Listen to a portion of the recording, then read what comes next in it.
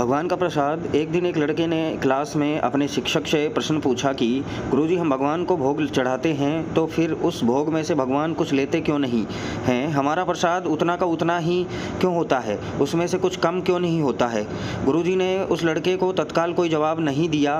उन्होंने उस बच्चे से कहा कि मैं इसका जवाब तुम्हें कुछ समय बाद देता हूँ। उस दिन गुरुजी ने पाठ के अंत में एक श्लोक पढ़ाया। पाठ पूरा करने के बाद गुरुजी ने सभी शिष्यों से कहा कि वे सब पुस्तक में से देखकर श्लोक कंठस्थ कर लें।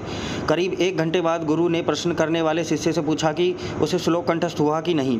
उस शिष्य ने पूरा श्लोक शुद्ध शुद्ध गुरु को सुना दिया। फिर भी गुरु ने सिर नहीं में हिलाया। शिष्य ने गुरु से कहा, अगर आप चाहो तो पुस्तक देख लो, श्लोक बिल्कुल वैसा ही है जैसा मैंने सुनाया है। गुरु ने पुस्तक दिखाते हुए कहा, श्लोक तो पुस्तक में ही है, तो तुमने कैसे याद हो गया?